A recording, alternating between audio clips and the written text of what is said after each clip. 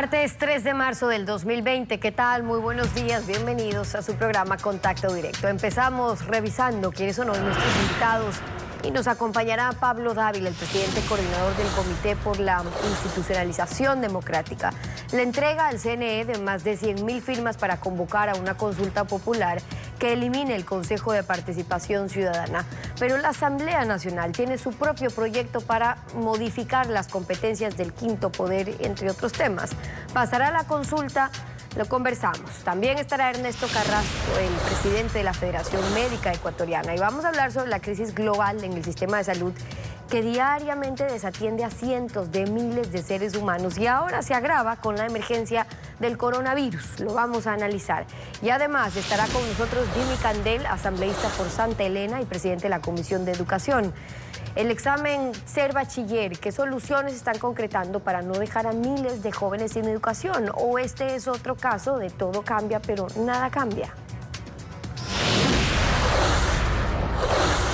Se inició la verificación de 113.000 firmas presentadas por el Comité para la Institucionalización de la Democracia, que busca impulsar una consulta de iniciativa ciudadana que elimine el Consejo de Participación Ciudadana. El Consejo Nacional Electoral anunció que hasta el martes de la siguiente semana se conocería si pasaron o no esa revisión. La verificación de las firmas presentadas por el Comité por la Institucionalización empezó con la revisión de si los formularios cumplían con los requisitos. Algunos fueron dados de baja. En cada uno hay 8 rúbricas. Estando presente la persona que firmó y recogió las firmas, que como su firma no está igual a la copia de la cédula que adjuntó, se descartaron, por ejemplo, 17 formularios. Pero Darwin Seraquibe dice confiar en que de las 113.000 firmas presentadas, sí se confirmen las 26.000 que necesitan para que la propuesta de reforma constitucional siga su trámite, buscando eliminar el Consejo de Participación Ciudadana.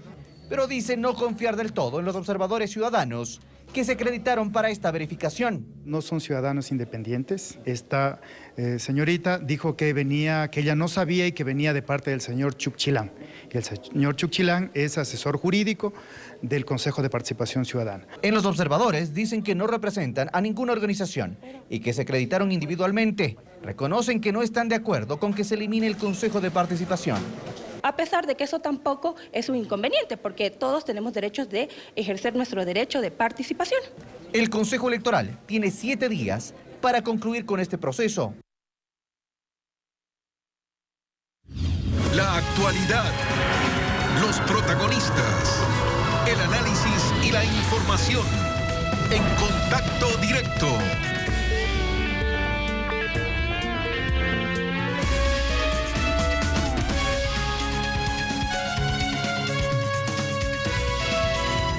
¿Qué tal, Alfredo? Buenos días, ¿cómo te va? Muy bien, Estefi, buenos días, buen día a todos.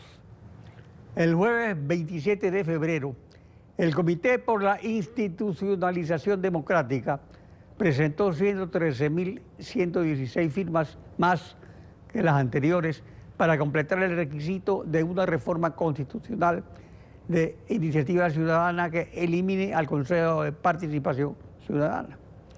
Pablo Dávila, coordinador del comité, buen día, bienvenido a Contacto Directo. Alfredo, muy buenos días, muchas gracias por la invitación. En primer lugar, ¿qué ocurrió con las firmas entregadas el año pasado? Nosotros presentamos un total de 218.000 firmas y fueron descartadas alrededor de 100.000 firmas y aprobadas finalmente 106.000 firmas.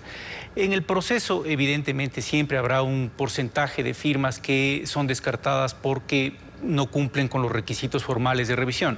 Sin embargo, nosotros creemos firmemente que el año anterior debimos haber calificado y debimos haber pasado el proceso cumplido las 132.000 firmas que exige el 1% del padrón electoral, que exige la Constitución y la ley. Sin embargo, no fue así. Tuvimos dos opciones, la una impugnar jurídicamente o la otra salir a las calles y recoger el saldo que nos faltaba y optamos por la segunda opción.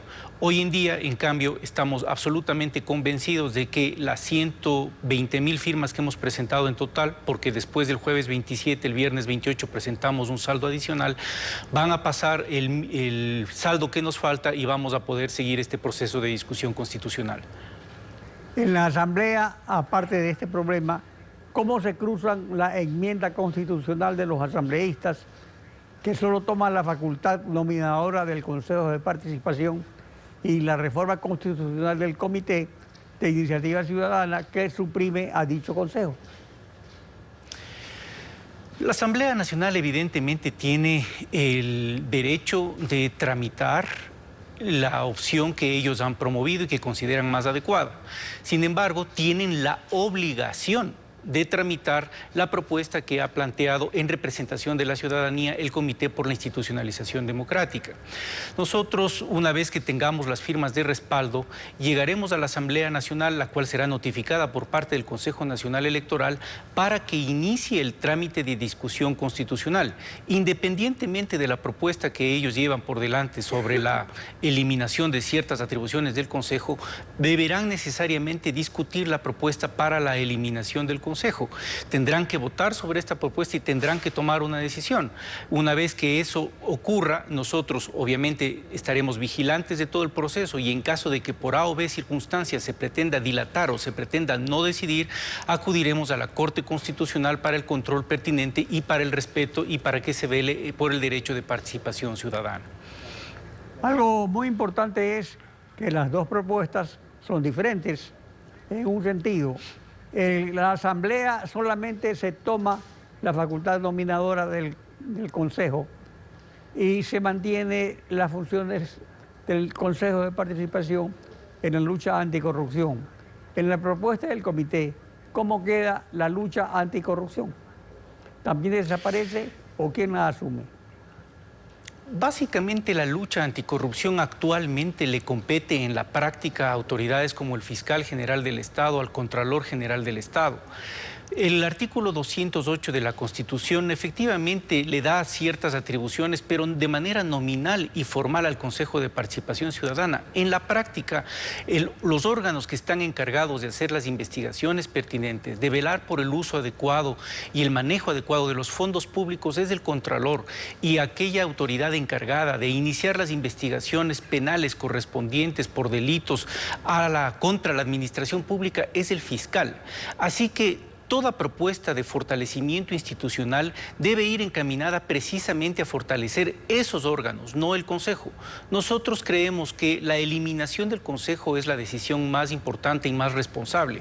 Quitarle ciertas atribuciones es una solución parcial, pero no definitiva. Hay que recordarle al país que el Consejo de Participación Ciudadana le cuesta entre 12 millones y 14 millones de dólares al año a los ciudadanos. ¿Para qué vamos a mantener esa organización cuando va a tener atribuciones disminuidas en la propuesta de la Asamblea Nacional, cuando lo correcto, lo pertinente y lo responsable es eliminarlo?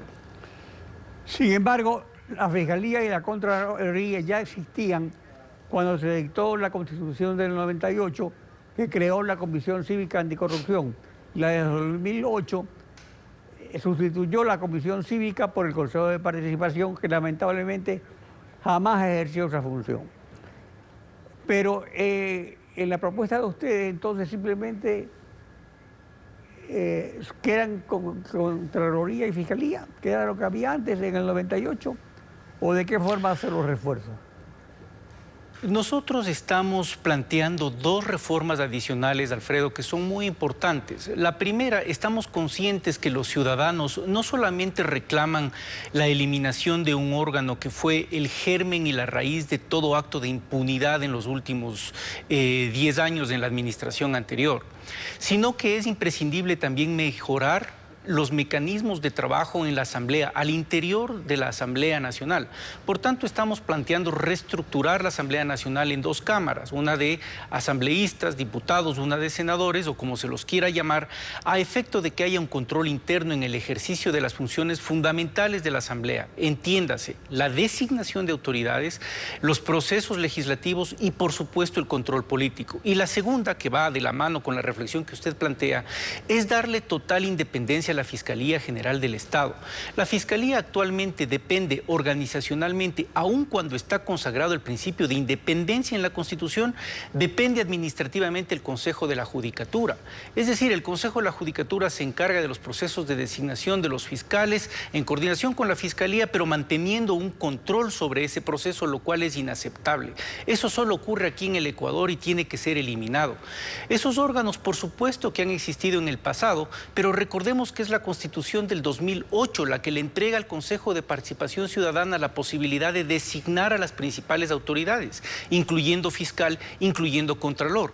Esa es la razón por la cual precisamente el Consejo de Participación se convirtió en el instrumento a través del cual cooptaron todos los órganos del poder, incluyendo Contraloría y Fiscalía, para poder dar paso a la mayor impunidad que ha visto este país.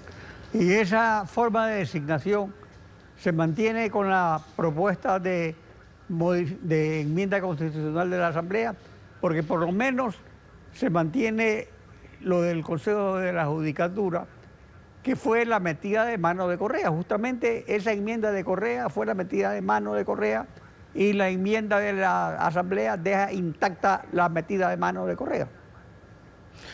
Es correcto. La propuesta de la Asamblea Nacional lo único que hace es eliminarle en las atribuciones de designación de autoridades al Consejo de Participación Ciudadana. La estructura de funcionamiento de la misma Asamblea se mantiene inmodificada, no cambia nada, y en cuanto a la Fiscalía, pues tampoco se dice absolutamente nada. Yo lo que creo, Alfredo, si usted me permite dar un mensaje muy importante. En este punto, nosotros estamos en el proceso de revisión de firmas para poder dar paso a esta consulta popular. Si hay un interés por parte del Consejo y del país de garantizar la participación ciudadana, esta es la oportunidad. Nosotros, del Comité por la Institucionalización Democrática, estamos haciendo una propuesta con los 3 puntos que hemos analizado este momento, Alfredo. Puede ser que esos 3 puntos no sean de total agrado de todos los ciudadanos, que a algunos les guste una parte, que a otros no les guste, y que a otros estén de la Asamblea, totalmente de acuerdo. porque los ciudadanos finalmente estamos pintados en la pared, al menos que haya una consulta popular, que siempre hay que ver si es que se cumple.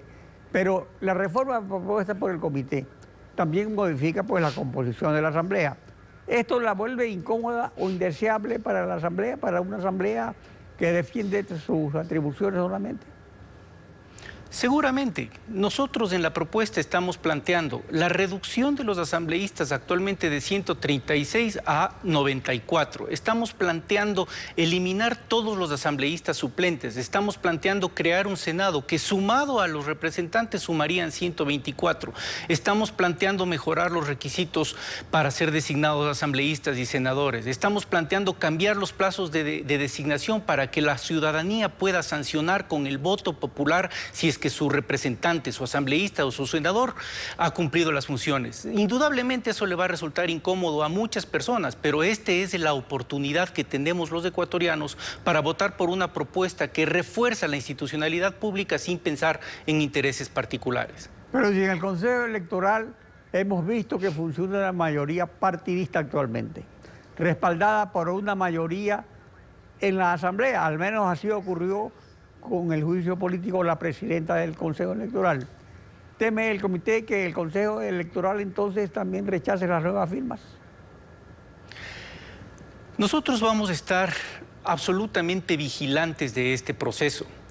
Pero como hemos hablado y hemos dicho siempre, y lo grafica el nombre mismo del Comité por la Institucionalización, nosotros defendemos la institucionalidad democrática y por tanto respetamos al máximo el trabajo de cada una de ellas. Pero recordamos a las autoridades y al país que el Consejo Nacional Electoral tiene la obligación prevista en la Constitución de velar por la transparencia de los procesos electorales, incluyendo el actual proceso de participación para convocatoria a una reforma parcial de la Constitución. Le compete al Consejo Nacional Electoral estar pendiente de la independencia absoluta de este proceso. Este proceso empezó el día de ayer y estamos esperando que las autoridades estén absolutamente pendientes de garantizar que nuestro derecho a la participación, que nuestro derecho a llamar a los ciudadanos a presentarse y pronunciarse en las urnas sea respetado, y utilizaremos todos los mecanismos jurídicos que nos asiste en la ley y en la Constitución para defender ese derecho. Queda por verse en esta carrera de obstáculos qué aprueba primero la Asamblea, la enmienda de ellos o la propuesta de reforma de ustedes. Indudablemente esto va a ser un tema de conversación al interior de la Asamblea Nacional. Nosotros estamos dispuestos a hablar con todos los representantes y parlamentarios para darle viabilidad y discusión al tema. Lo importante, Alfredo, es aclararle a la ciudadanía que una vez que nosotros logremos pasar el primer requisito de apoyo ciudadano con el 1% del padrón electoral, la Asamblea tiene la obligación de discutir este proceso. La Constitución es clara en señalar que si la Asamblea no lo hace, podremos pedirle a la Corte Constitucional que convoque directamente al referéndum sobre la base de la propuesta que nosotros hemos planteado sin modificación por parte de la Asamblea, lo cual sería un desperdicio de una oportunidad para que los asambleístas puedan aportar. Pero en sería este lo que más les conviene a ustedes, por eso es que seguramente la propuesta de reforma tiene que tener 2 debates con 1 año de diferencia, o es esto lo que propone para la enmienda. En ese sentido, ¿cuál estaría más rápido? Creo que la enmienda finalmente tiene la obligación de ser tratada con 1 año de discusión de por medio. Eso establece o sea el que sí hay artículo tiempo para tratar 441. el tema de ustedes. Absolutamente, porque la enmienda entre el primero y el segundo debate tendrá que discutirse hasta diciembre o enero del 2021. Y nuestra propuesta, los 2 debates deberían darse al menos con 90 días, así que calza perfectamente, incluso nuestra propuesta podría ser tratada antes. Pablo Dávila, gracias por acompañarnos en Contacto Directo. Muchísimas gracias. Estefi. Nos vamos a una pausa y al regresar estará Ernesto Carrasco, el presidente de la Federación Médica Ecuatoriana, y hablaremos sobre la crisis en la salud pública que se agrava por el coronavirus. Manténgase en nuestra sintonía. Un espacio pluralista. Para ver Y escuchar, pese a que por un lado, a los protagonistas de la noticia. Contacto Directo. Con el análisis de los acontecimientos. Para que usted saque sus conclusiones. Contacto Directo. Más allá de la noticia. Con Alfredo Pino Argote y Stephanie Espín. Lenin Artieda y Samantha Mora. De lunes a viernes a las 7 de la mañana. Por Ecuavisa.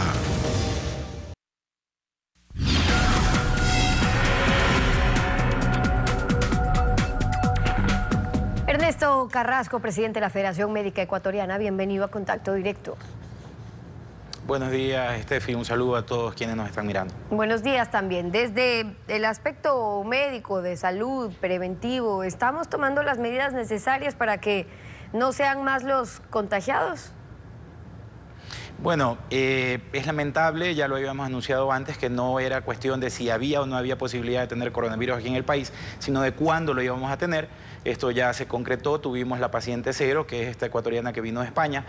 Ahora siguen reportándose nuevos casos. Recordemos que la tasa de contagio está más o menos calculada en 2.2, es decir, por cada caso de coronavirus detectado van a haber probablemente 2 nuevos casos reportados. Entonces, pero nosotros en este momento, tenemos 7, y aprovecho... ¿no?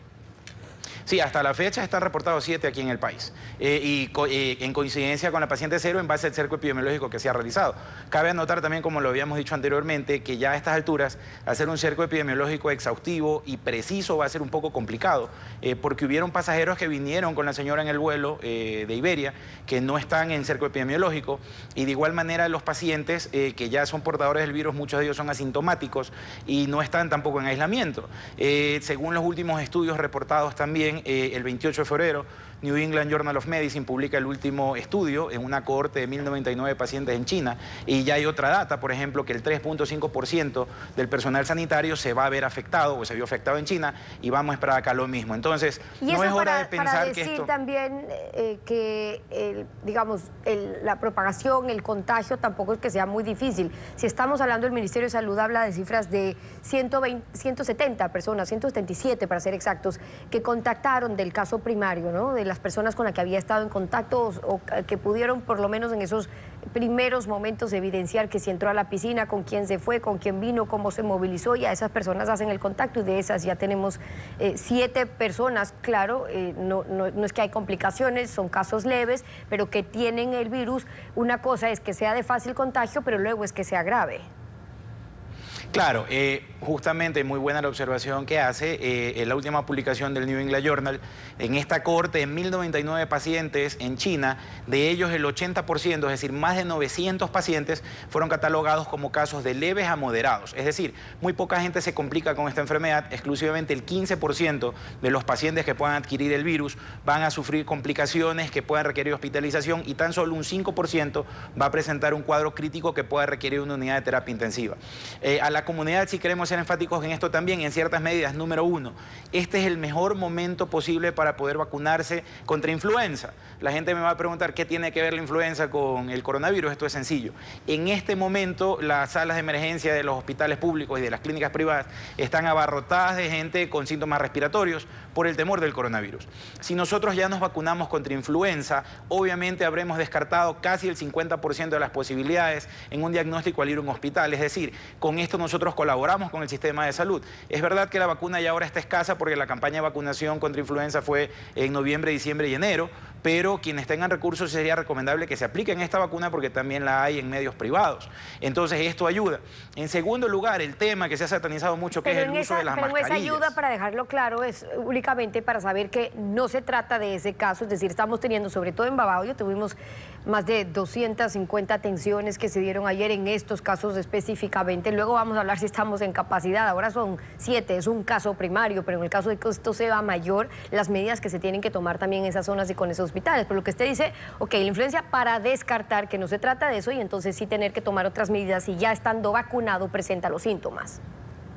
Claro, correcto, porque, a ver, en la región costa y de igual manera en la sierra estamos todavía en época de lluvias, estamos en una época alta de influenza común, de gripe estacional. Entonces, obviamente, yo el primer síntoma respiratorio que tengo voy a pensar lo peor, que es coronavirus, y voy a correr a una sala de emergencia de un hospital. Entonces, debemos colaborar, como digo, esto no lo digo yo, lo dicen las fuentes internacionales. El tener la vacuna contra influenza ya descarta prácticamente la mitad de un posible diagnóstico. Lo que quería decir, el uso de la mascarilla, porque este elemento ya está agotado prácticamente en todo el país y la gente piensa que con esto va a evitar contagiarse la enfermedad. Y sí quiero ser enfático en esto, no satanizo el uso de la mascarilla. Si usted se siente seguro al usar la mascarilla, úsela. Dicen los medios que deben utilizarla solo los pacientes enfermos, pero no es así. Y les voy a explicar gráficamente qué es lo que pasa. Las personas que usan mascarillas, esta puntualmente, es una mascarilla N95 que aísla el 95% de los microorganismos, pero cuando usted se la pone, básicamente es difícil respirar por la mascarilla. Entonces, ¿qué es lo que sucede? Las personas cuando se ponen esta mascarilla, en repetidas ocasiones en el día se la van a acomodar. La tela de la que está hecha la mascarilla provoca prurito y usted se va a estar rascando la cara alrededor de la mascarilla. El elástico que va atrás de las orejas usted se lo va a estar acomodando. Y estas medidas hacen que usted se toque la cara más de varias veces en el día. Esto quiere decir que ya usted tocó a algún paciente que tenga el virus y usted pensando que la mascarilla lo va a proteger, luego se la acomoda y ya se contagió. Bueno, de hecho, por eso la recomendación también ha sido para las personas que presentan los síntomas, no para prevenir como se piensa. Ahora, vamos un poco en su tema porque aquí es importante conocer cómo se puede controlar que se estén cumpliendo, por ejemplo, las cuarentenas, el aislamiento. ¿Es solo responsabilidad ciudadana? Y pregunto esto porque el que vaya un funcionario a vigilar 1 o 2 veces al día, ok, vale, si tienen las autoridades un chat con ellos, que es lo que están diciendo, vale, pero ¿qué tanto realmente se puede controlar esos periodos de cuarentena y aislamiento en los números que ya estamos manejando? Es difícil. Nosotros seguimos siendo un país en vías de desarrollo. Voy a ver lo que pasó en Italia, lo que pasó en China, que es potencia mundial. Aquí la principal fuente de control vamos a ser nosotros mismos. Si nosotros mismos no hacemos conciencia que esta enfermedad es fácil de evitar su transmisión, basta con no tener contacto con pacientes que tengan síntomas respiratorios y desterrar estos hábitos que son muy ecuatorianos, de saludar de besos, saludar de abrazos, estrechones de mano muy prolongados, porque esto es lo que propaga la enfermedad. La herramienta número 1 para evitar la propagación de la enfermedad no son las mascarillas, no es el alcohol en gel, es el lavado de las manos. Si usted tiene agua potable a la mano y un jabón de tocador, no tiene que ser ni siquiera jabón antibacterial, y se lava las manos varias veces en el día, fácilmente va a evitar. Estudios indican que más de 20 veces al día el ser humano se toca el rostro y esta es la principal puerta de entrada por los ojos, por la nariz, por la mucosa de la cavidad oral, es por donde va a entrar el virus. Hasta entonces, ahí la responsabilidad también ciudadana, digamos, por un lado los que están en cuarentena, cuarentena o los que presentan síntomas, el que respeten ese aislamiento y se cumpla. Y luego, si es que hay que lavarse las manos. Pero luego está la responsabilidad y la capacidad del Estado de controlar o de manejar este caso. Lo que vimos fue un caso primario. Hicieron un cerco de las 170 personas, de eso ya tenemos 7 casos confirmados, pero claro, también se sabe, a ver, si la hermana que tuvo o si estuvo en la piscina y que estuvo con la señora, pero resulta que estuvo 2 días igual caminando por Babahoyo, si es que cómo está esa red de los contactos que ella a su vez tuvo con las siguientes personas, o estos 7 contagiados a su vez con su red de personas. Es decir, lo que podría esperarse es que pueda salir de ese cerco solamente de las 7 personas y eso siga aumentando. Luego, entonces, están los hospitales preparados en las zonas que ya se ubican. ¿Cómo ve usted que lo están manejando? Bueno, este es el primer caso que tenemos acá. Si me pregunta a mí por el conocimiento que tenemos de la Red Pública de Salud, la respuesta es no. No solo aquí en Ecuador, yo creo que ningún país del mundo está preparado para esta nueva enfermedad.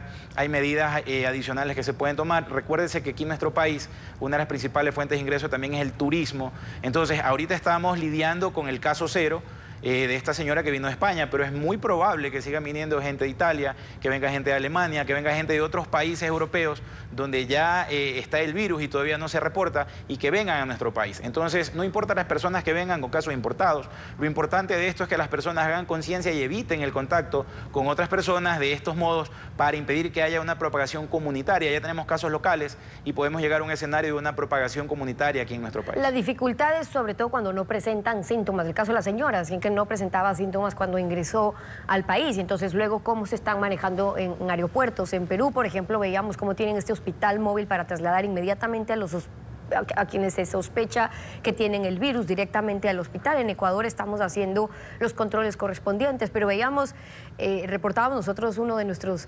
equipos en Ecuavisa, cómo hizo su recorrido desde Madrid a Bogotá, entra a Guayaquil, sin mayores controles en la ruta. Sí, en Guayaquil prácticamente como lo hacen, es decir, ¿no lo hacen porque sirve de poco o qué es lo que pasa?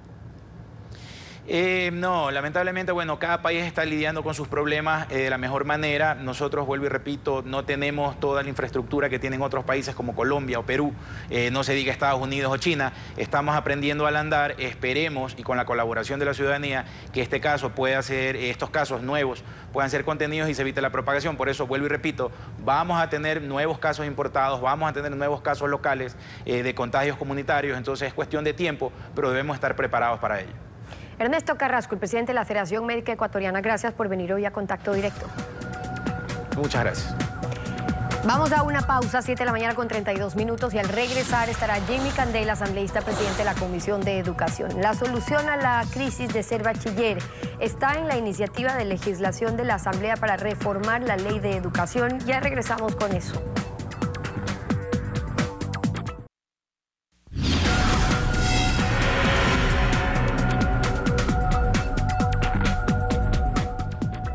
La cola del ofrecimiento demagógico de la educación universitaria gratuita es el bachillerato universal unificado, la prueba Ser Bachiller y los cupos en las universidades, que desde 2012 a 2019 han dejado a 1.044.281 jóvenes sin acceso a la educación universitaria gratuita. Jimmy Candel, presidente de la Comisión de Educación de la Asamblea. Buen día, bienvenido a Contacto Directo. Buen día, Alfredo, buen día a todos los ecuatorianos.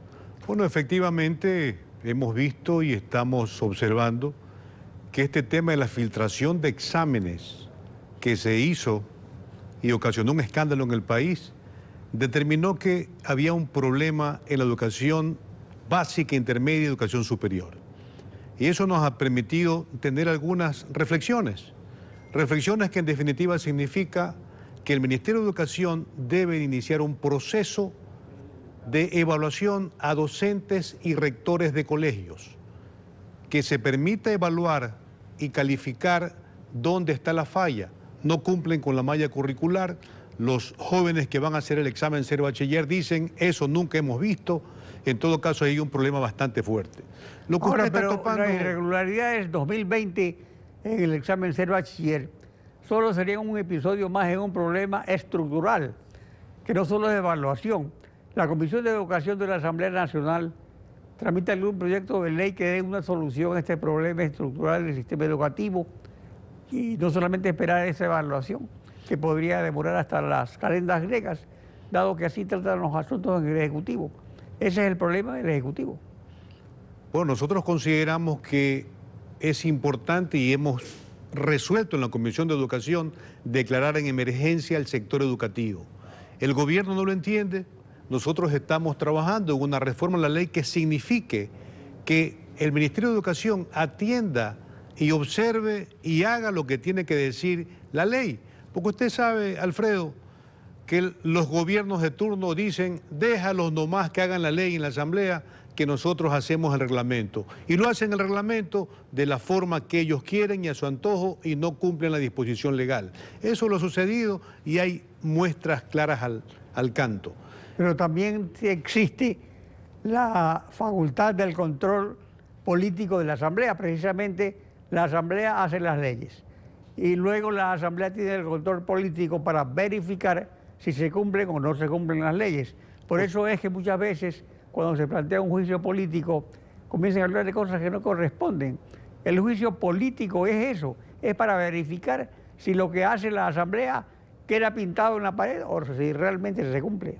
Es precisamente la facultad que tiene la Asamblea Nacional de legislar y fiscalizar. Y en ese aspecto se planteará, cuando haya incumplimiento de funciones o de acciones, el juicio político correspondiente. Pero déjeme decirle, Alfredo, que el tema que usted ha topado, que es casi 1.064.000 estudiantes, postulantes a la educación superior que desde el 2012 hasta la fecha existen, y que en este año cuente 200.000 más, estarán no solamente sin acceso a la educación superior, sin acceso a un puesto, una oportunidad de trabajo. Y eso es un problema. Hay una explosión social que puede originarse por este tema que alteraría al joven, a quienes desean ingresar a la educación superior y que de alguna forma son impedidos de hacerlo por la facilidad que no hay. La oferta y la demanda, la oferta que existe en la educación superior es baja y exigua en cuanto a la demanda existente para la educación superior. Pero no por eso que han abandonado los institutos. Porque ese es el problema. Por eso decía, viene desde el bachillerato universal unificado. Porque el problema es que según las estadísticas del INEC, a cada rato aumenta el desempleo. ¿Y por qué aumenta? Es muy simple. Aumenta porque cada vez hay más y más, hay miles de jóvenes que entran al mercado laboral y que no tienen trabajo. Pero la única oferta que se les ofrece, que hay es, digamos, la de la educación superior, cuando puede haber una también en la educación media, con bachilleratos técnicos que habían antes y que Correa lo suprimió. Eso por un lado, y el abandono de los institutos, Alfredo. ¿Cómo puede abandonarse una opción que habría para los jóvenes que puedan acceder a educación intermedia? Nosotros apoyamos la reforma en el 2018 que la pidió Augusto Barrera. Se pidió que tengan acceso los tecnólogos a maestrías, lo hicimos, porque pensamos que iba a haber un apoyo sustancial al desarrollo de los institutos tecnológicos universitarios que ofreció el presidente por un número de 40 y que hasta el momento están abandonados, no hay recursos para ellos. Pero mire usted, si hay recursos para a la Policía Nacional ofrecerle una universidad como gremio importante en el país, que con mucho respeto me refiero a ellos, pero mañana estarán los bomberos, mañana estarán los vigilantes también pidiendo universidad. Así no se puede hacer universidad. Ofrecen demagógicamente disparates que en definitiva algún momento vamos a pensar de que no tienen recursos para capacitar a los docentes y maestros, no tienen recursos para incrementar recursos a las universidades y sin embargo tienen para estar ofreciendo pero también universidades. Ofrecen y no cumplen, esa es otra. Por eso es que cada día hay más protestas. Ahora, sobre este tema, educadores expertos de educación media y superior han hecho algunas propuestas, pero Alianza País, sus legisladores y el jefe de Estado como colegislador practican el todo cambia, pero nada cambia, que deja intacta la legislación de la era Correa. Entonces, según usted me dice, ¿el CAL ha recibido o no ha recibido del Ejecutivo ninguna propuesta, ni tampoco de ningún legislador de cualquier bancada, un proyecto de ley sobre este tema? Bueno, conozco extraoficialmente que se ha planteado una propuesta, entiendo que debe estar en el CAL para su calificación y pasará pues automáticamente como corresponde a la Comisión de Educación para su estudio, debate y discusión. De tal forma que en ese aspecto nosotros consideramos que sí es importante abrir la discusión y el debate en el país sobre las propuestas que debe hacerse en beneficio del mejoramiento de la educación. Yo considero que el examen debe separarse. Para graduarse bachiller es necesaria una evaluación que mida sus capacidades y competencias a los estudiantes que se van a graduar de bachiller. Y otro que debe hacer el CENESID, que a la que le corresponde hacerlo, la evaluación al postulante a la educación superior para que haga un examen si reúne las calificaciones, cualidades y competencias. Eso lo inventó Correa para menoscabar la autonomía universitaria. Por ejemplo, ahora el asambleísta Raúl Tello ha ingresado un proyecto que presentó la FESE, el reformatorio de la Ley de Educación Intercultural, el cual propone de que haya un curso preuniversitario, o sea, que no se haga esta evaluación de CENESID, sino que cada universidad autónomamente establezca siempre un curso preuniversitario y tampoco se tome el examen de ser bachiller, sino que simplemente haya una preparación para ingresar a las universidades y que quede la posibilidad del bachillerato técnico. Ve, Alfredo, esto ha existido hace mucho tiempo. El curso preuniversitario lo hemos practicado, yo se lo digo como ex rector universitario, lo hemos hecho y dio muy buenos resultados. Lo que pasa es que cada ministro de Educación que llega con un planteamiento, le da Pero ese es el problema, el síndrome del adanismo. Eso ocurrió una década pasada, pues, de que se ofrecían maravillas, se hablaba de Yachay, la universidad estrella del mundo, y que resultó una estafa. Definitivamente eso lo hemos observado en el paso del tiempo y yo sí considero fundamental que debemos de hacer una reflexión nacional sobre el tema de educación. Se lo hemos pedido al presidente, declare en emergencia el sector educativo, hay que trabajar. Estamos nosotros aguantando una explosión social. Imagínense usted, Alfredo, 1.200.000 postulantes a la educación superior que inclusive no tienen posibilidades de trabajar o de tener un trabajo digno. Eso aumenta el desempleo, como usted lo dice, y eso no está mirando el gobierno. Yo creo que debe no dejar de mirar a un lado y mirar a este tipo de cosas la que son asamblea, urgentes tratarlas. Jimmy Candel, gracias por participar en Contacto Directo. Gracias, Alfredo. Steffi. Con eso concluimos esta emisión. A ustedes también gracias a su confianza y sintonía y nos volvemos a ver mañana, Alfredo. Mañana continuaremos rayando la desinformación en Contacto Directo. Buenos días.